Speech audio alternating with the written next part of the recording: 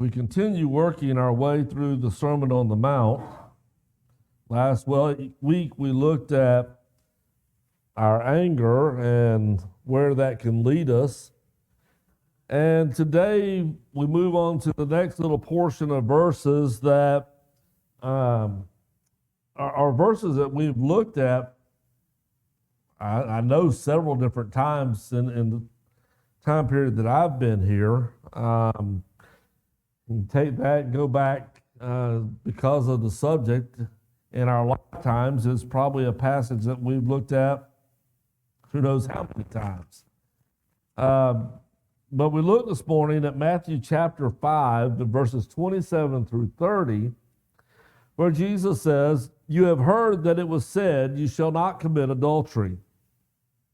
But I tell you that anyone who looks at a woman lustfully has already committed adultery with her in his heart. If your right eye causes you to stumble, gouge it out and throw it away. It is better for you to lose one part of your body than for your whole body to be thrown into hell.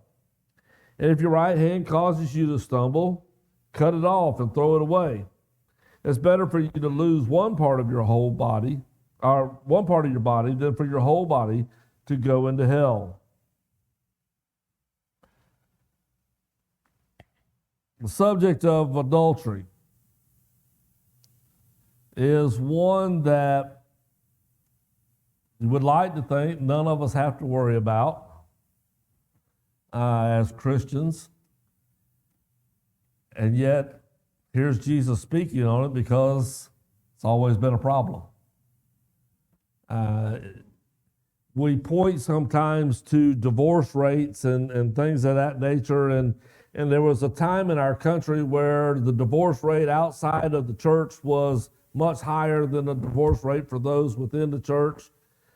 We've seen that deteriorate until the divorce rate is as equal to, if not higher, in the church today than it is just in the world. Not a lot of difference. We struggle with these things because we're human, because they are part of things that God has designed us with, emotions and desires and all of those things that Satan has learned through the years to tempt us and teach us how to allow to get out of their proper places and out of their proper control. And so as Jesus continues through this sermon, and we're at this point now, like we were last week, where he's going to begin these, you've heard that it was said. You know what the law says. You know the surface teaching that has been done on these things. You know the law says you're not supposed to commit adultery. They could have went through and listed all of the different what the different rules under the law of Moses said about the circumstances. They knew stoning was supposed to be one of the outcomes. They knew the different nuances that allowed them to get away with some things and what didn't. And we see that later on in the life of Jesus. They begin trying to test him, and they bring a woman caught in adultery and bring her before him. Okay, the law says this. What do you say? And so Jesus is taking these very real subjects he's looking around and he's seeing people that are dealing with them. He says, I know you know what the law says. Let me take you to the root of the problem. In this case, is there, verse 28, I tell you, anyone who looks at a woman lustfully has already committed adultery with her in his heart. Jesus, as he presents this, he brings up several things for us to consider. The first of these being that very thing. Thought equals action. There's nobody, I don't think, that would argue that the act of adultery itself is wrong. even those that commit adultery realize and understand that there's a problem with what I do. Now, to what degree, whether that's just standards of the land, standards of people, or whether they understand that it's a problem before God, they still it's not a great thing. That is not something that ought to be happening. But again, Jesus says, I tell you, if you look on the woman lustfully, just to throw it out there, Jesus would say this the other way around too, ladies. If you're looking on a man with lust in your heart, same thing.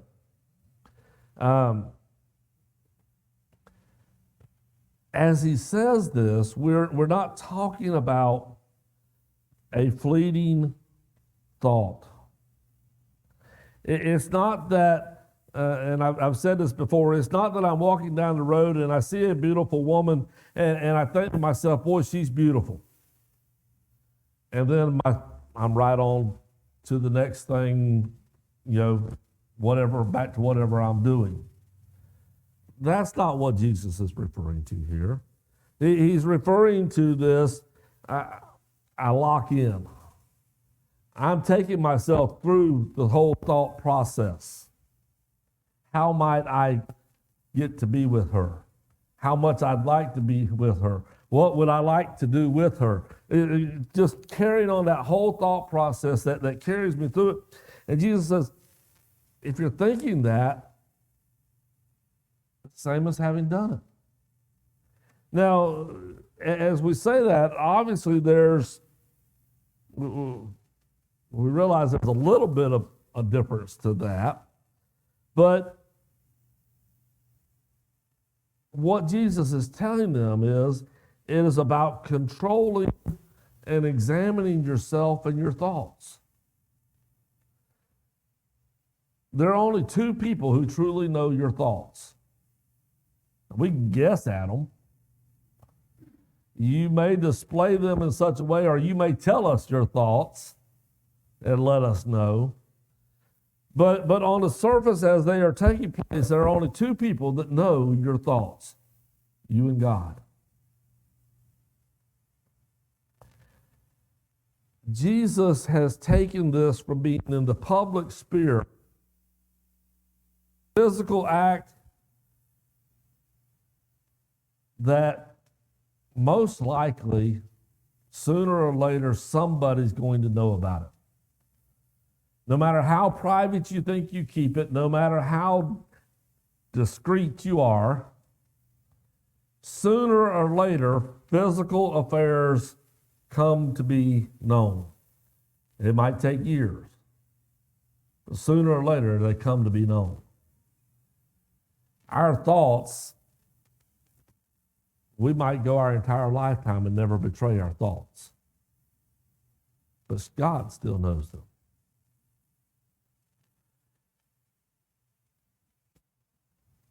And Jesus, we've got to go back to there because that's where this all begins. The majority of affairs, the majority of the adulteries that take place out there don't just start the act.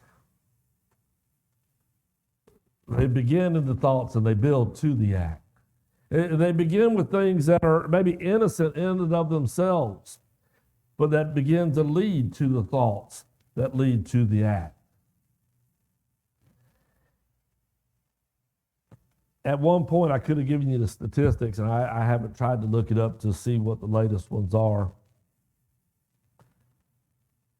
But a lot of times when someone finds themselves committing adultery, it started off, well, we were just friends.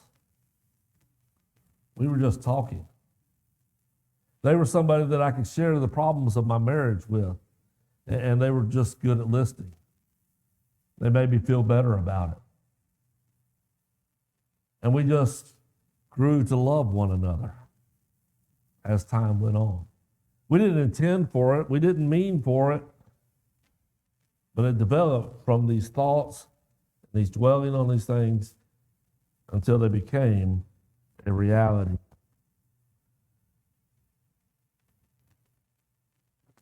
Some people may control themselves physically so that it never gets to the physical act.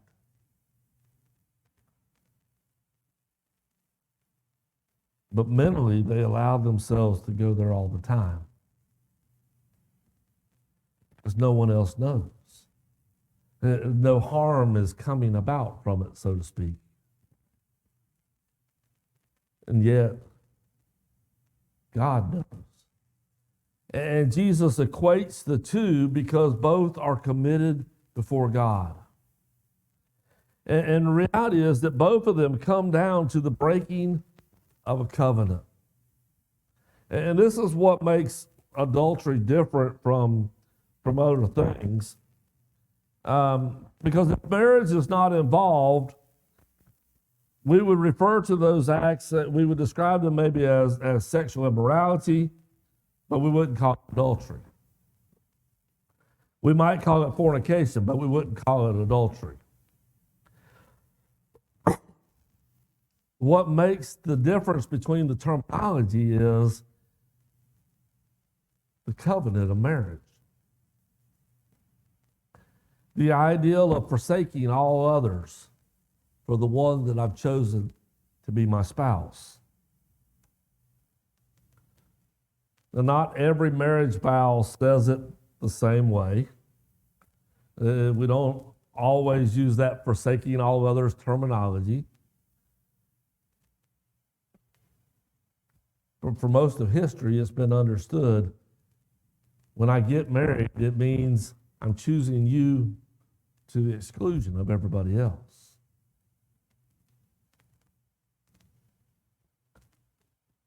The marriage ceremony, regardless of what form it takes, from a religious standpoint, has always been my swearing that before God, my promising that before God. God, I'm asking for your blessings upon this marriage, and here's what I agree to do for those blessings. I'm going to take this person to be my spouse. I'm going to take this person and set everyone else aside. My thoughts are only for this one. And so whether we break that covenant physically or we break that covenant in thought, both are before God. Both are before the one that we said, I'm not going to do this any longer. I'm not going to have these kind of thoughts about somebody else. I'm not going to have these kind of actions with someone else. So Jesus is saying, understand this is a serious subject. Understand this is a subject that, again, is as much about the heart and the mind as it is the act itself. So check your thoughts. You begin seeing your thoughts go there, you've got to do something about that. You've got to change what your thoughts are on. You've got to be able to set that aside and move on without lingering there. So how serious do we need to be about the subject? Jesus gives us what we would describe as extreme examples, right? If your right eye causes you to stumble, gouge it out and throw it away. If your right hand causes you to stumble, cut it off. And I know there are a lot of people that say there is no way that Jesus can be serious about somebody mutilating their body in that way. Serious.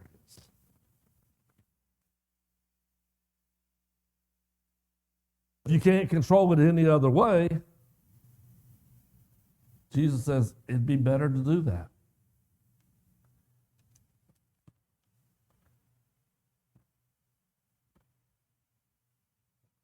Problem is, we're not that serious. We're not that serious when we make the vows. We're not that serious when when we're dwelling on thoughts. We're not that serious when we're thinking about what the consequences are. We're not that serious when thinking about what steps I ought to be taking to eliminate the problem.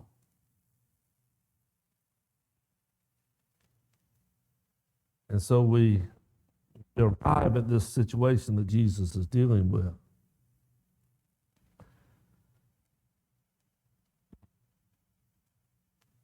There'll be another lesson probably in a couple of weeks, because I think we're going a different direction for the next couple of weeks, but it's going to carry right on over into the subject of divorce. What role does this play in divorce? What happens when it's not the deciding factor of a divorce? Long-reaching repercussions, not just in this life, though, but eternally. Jesus is saying it's better to take the extreme than to be cast into hell. So how serious do we need to be? We need to be very serious. It's going to be another one of our lessons down the line. Jesus is going to get to the point about talking about oaths.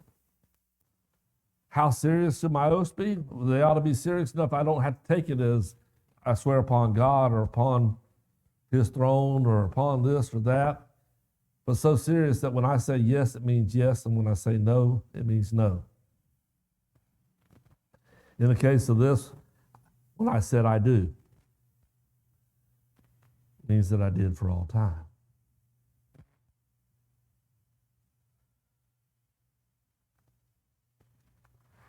Those are things that we've talked about before. Things that we've said probably a dozen times or better around these passages. And I think they're all accurate, and I think they're very straightforward and very easy to see in the text. This morning, for the remainder of our time, I want us to look at a second application. Because we have marriages here on earth between us and a spouse.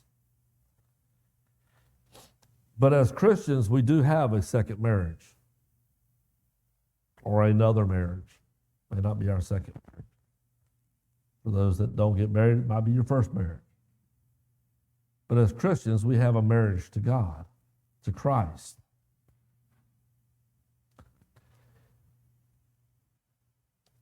In the book of Hosea, God presents a visual to his marriage and the people of Israel.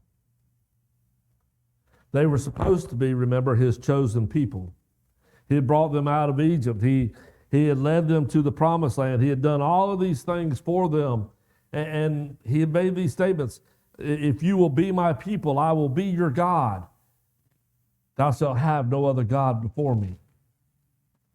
Thou shalt have no graven images.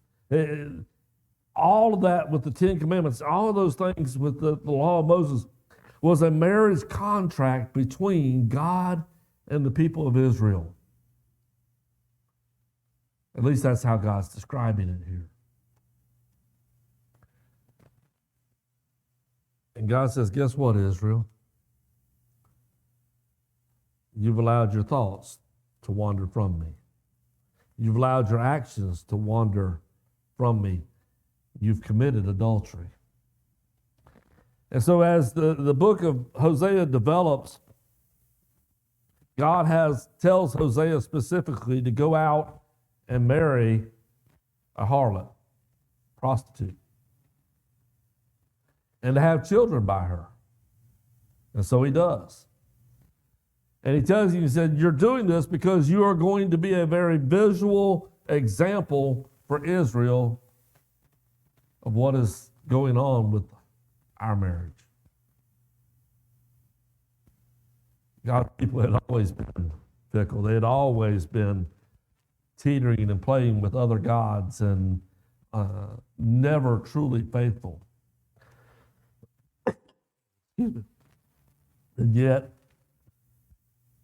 God had taken them to be his bride.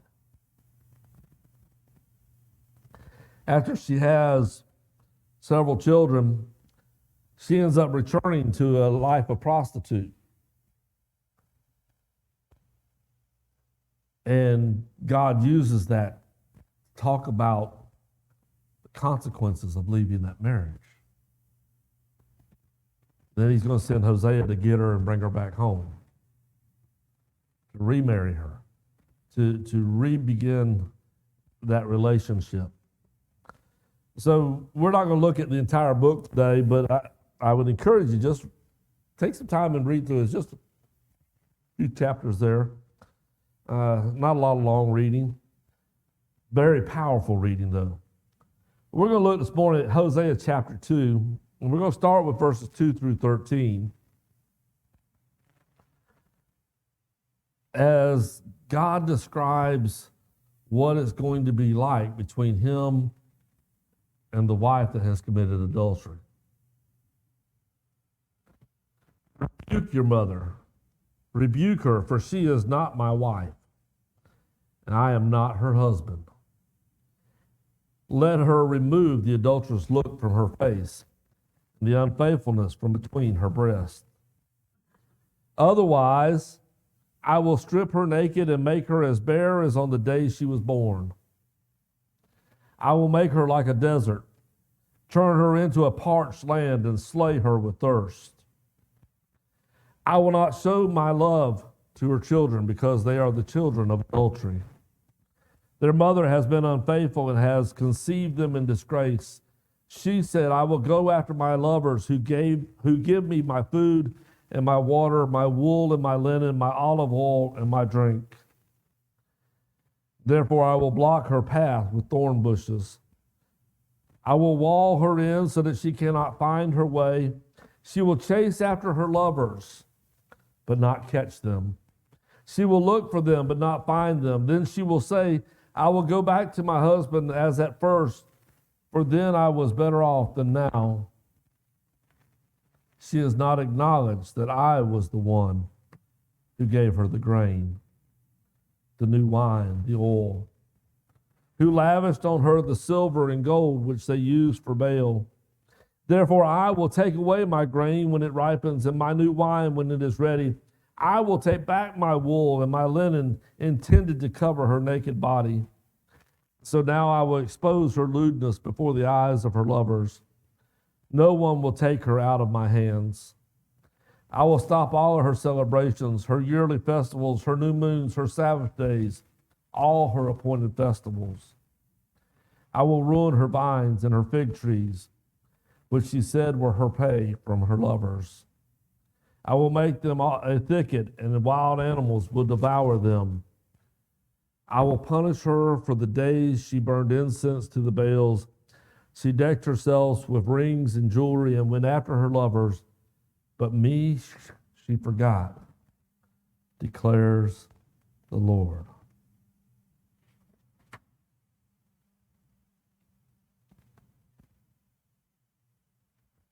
That's some scary thoughts, isn't it? As bad as law of Moses sounds with take them out in the streets and stone them. You know, I can remember as kids us throwing rocks at each other. It hurt to get hit. I can't imagine being in a situation where you got a lot of people throwing at you to the point that you die. It sounds horrible. It is horrible. And yet here is God saying, you've chosen to run back to other gods. You've chosen to take the things that I've given you and say that somebody else has supplied that for you.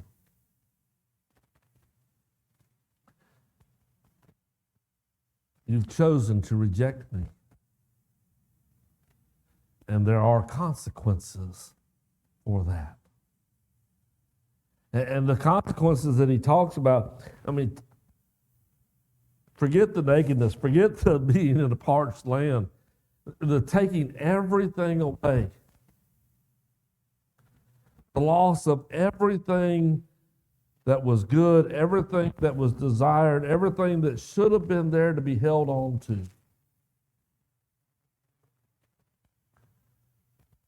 And for God to say, you're not mine any longer, and I'm not yours.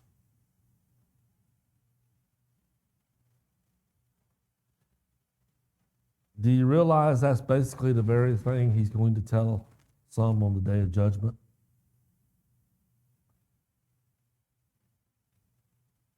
Didn't we say, Lord, Lord? Did we do things in your name?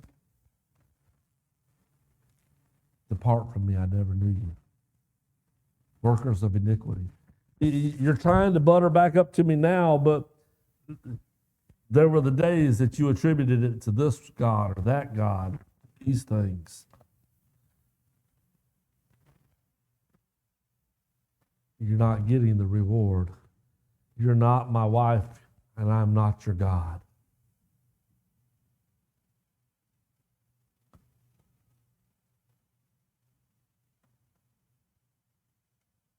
We may not think that we have issues with adultery in our marriages, but what about our relationship with God?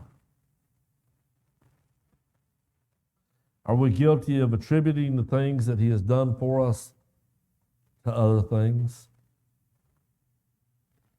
To my own abilities? To a job? To somebody else through whom the blessing came that was really from God?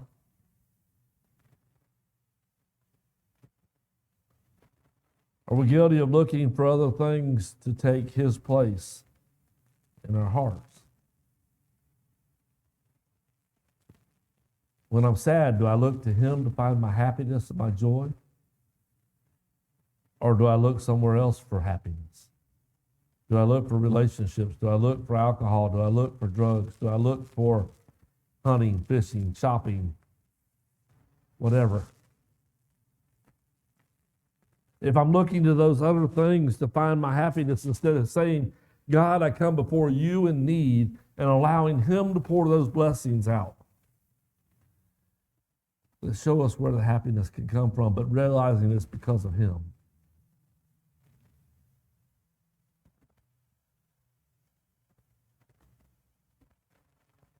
Am I guilty of looking other places? Allowing my thoughts to dwell on other things besides him? If so, as a Christian, I'm guilty of adultery in my marriage with God. These are things that need to be avoided at all costs. The cost of not dealing with those thoughts, of not setting those gods aside, of not God the top priority of our lives, is greater than we can even begin to imagine.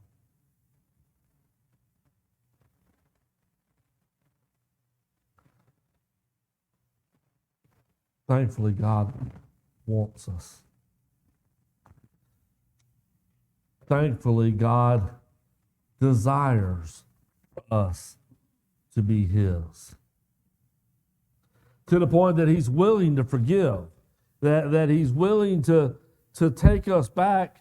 But as he started off there in Hosea, when he tells them to rebuke their mother, and he said, let her remove the adulterous look from her face and the unfaithfulness from between her breasts. It's the very same thing he looks and says to us. Be rebuked. Recognize that this is where you're at, that this is what the issue is, and set that aside. Stop dwelling on the thoughts. Stop taking the actions. And then we can begin to repair what we had.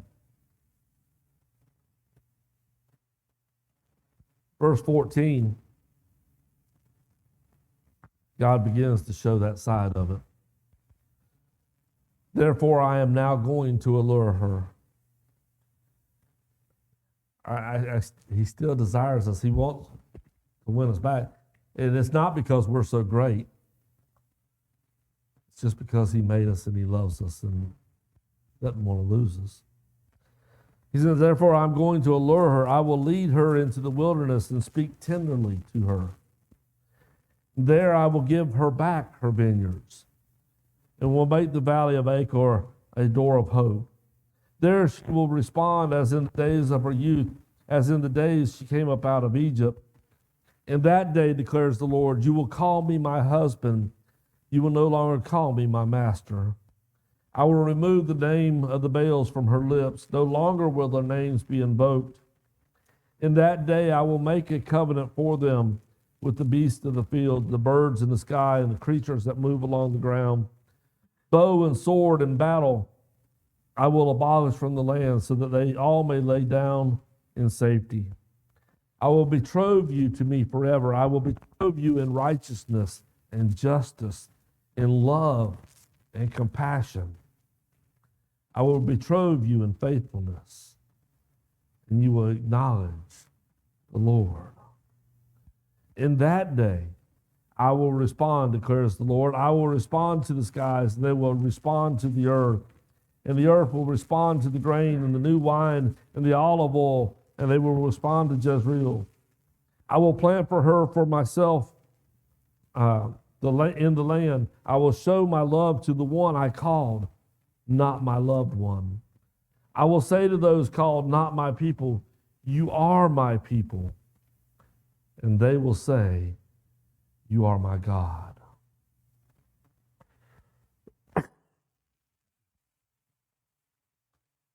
We have hope. As God was going through this whole scene with Hosea and having it play out before the eyes of Israel, he was warning them there were some bad things fixing to happen to them as a nation. Bad things that did happen to them as a nation because they were adulterous, because they continued to look to the other gods, because they continued to do those things until they finally reached the point where they understood what they had lost. And they began to change their thoughts and change their minds and change their hearts. And they cried out, I wish we could go back home.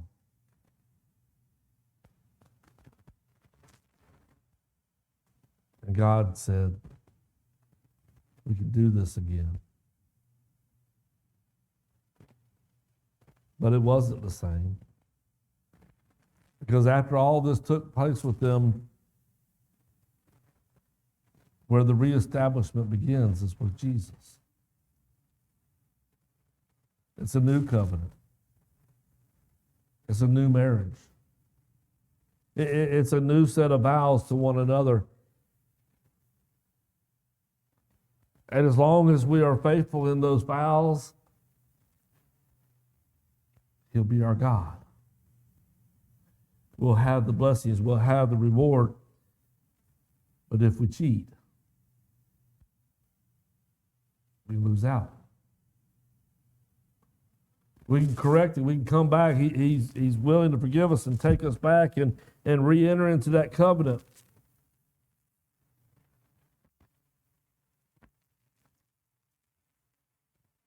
But if we're not careful, a day will arrive when it's too late to change. When the ability to return has passed.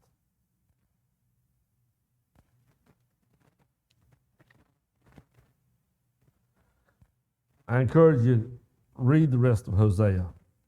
See the full picture as God presents it.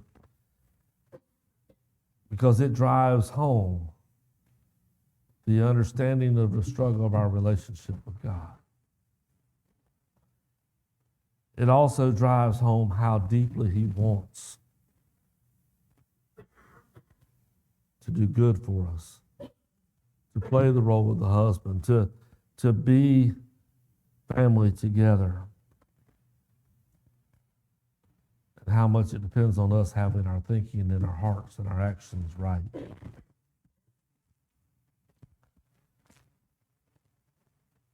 God still today wants to say, you are my people. Are we willing to say, you are my God? There are no others.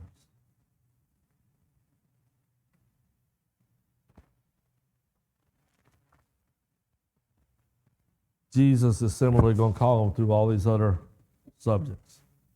There are probably similar parallels to some of these other subjects because so much of this really revolves around our relationship with God.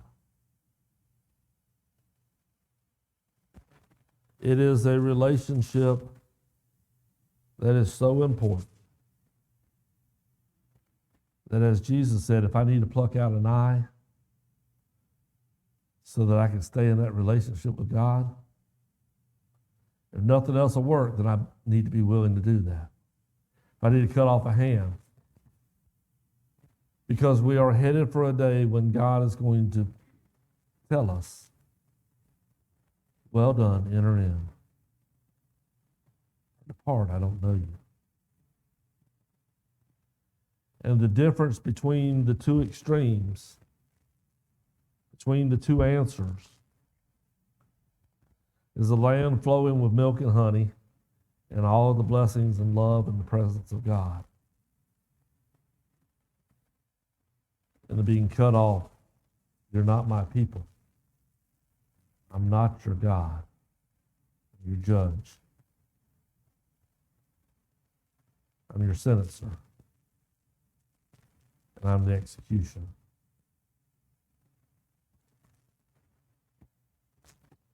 Is there something we could do this morning to help you in your relationship with God? To help you in your declaration, I want you to be my God. I want to be yours. Let us know how we can help you with that. As together we stand and sing.